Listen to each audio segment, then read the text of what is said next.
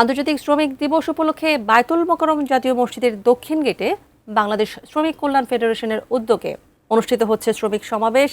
সমাবেশের প্রধান অতিথি বিরোধী দলীয় নেতা ও বাংলাদেশ জামায়াতে ইসলামের আমির ডাক্তার শফিকুর রহমান। সহকর্মী ফেরদৌস রহমান আছেন সেখানে।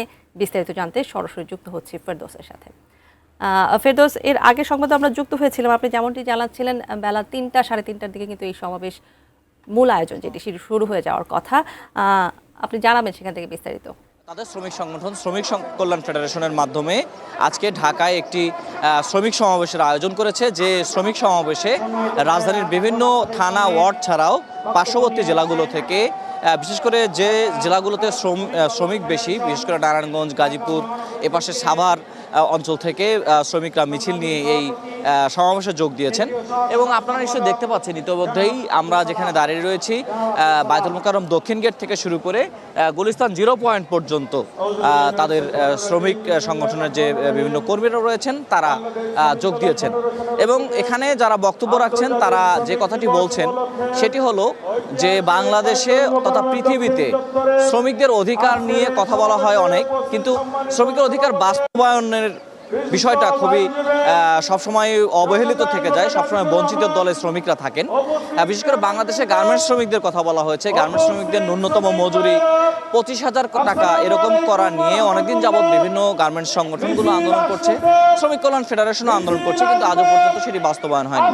এছাড়া পরিবহন শ্রমিকরা চাঁদাবাজি সহ নানা বঞ্চনার শিকার হচ্ছেন, বিভিন্ন খাতের শ্রমিকরা বঞ্চনার শিকার হচ্ছেন। তারা বলছেন যে এগুলো থেকে মুক্তি পেতে গেলে একটি শ্রম বান্ধব শ্রমিক নীতি বাস্তবায়ন করতে হবে, মজুরি নীতি বাস্তবায়ন করতে হবে, তাহলে শ্রমিকরা তাদের ন্যায্য অধিকার পাবেন। এবং সেই সঙ্গে তারা বলছেন ইসলাম যেভাবে বলেছে শ্রমিক এবং মালিকদের অধিকারের কথা, ইসলাম যে শ্রম নীতির কথা বলেছে সেটির বাস্তবায়ন তারা দেখতে চান। অর্থাৎ ইসলামী শ্রম নীতি বাস্তবায়ন হলে এই শ্রমিক মালিক সবার কি অধিকার এবং শ্রমিক মালিকের সম্পর্ক কেমন হওয়া উচিত, শ্রমিকদের অধিকার কিভাবে তারা আদায় করবে, মালিকরা কিভাবে শ্রমিকদের অধিকার সংরক্ষণ করবে, সবকিছু বলা হয়েছে।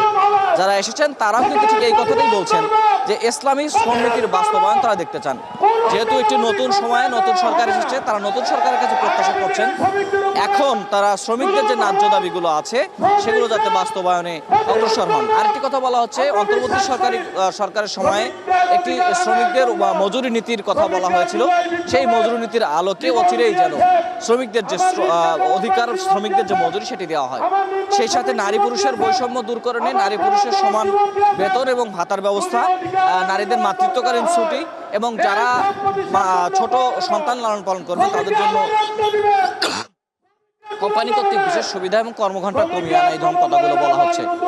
জামাত ইসলামের আমির ডাক্তার শফিকুর রহমান এই সমাবেশে প্রধান অতিথির বক্তব্য রাখবেন।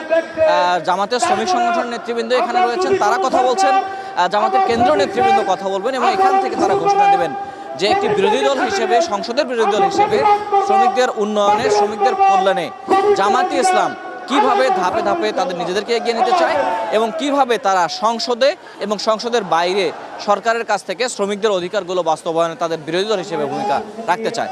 তো আমরা অপেক্ষা করছি, সমাবেশ ইতিমধ্যে শুরু হয়ে গেছে, হয়তো আসরের নামাজের পরে জামাত ইসলামের আমির ডক্টর শফিকুর রহমান এখানে যোগ দেবেন এবং তিনি শ্রমিকদের উদ্দেশ্যে কথা বলবেন।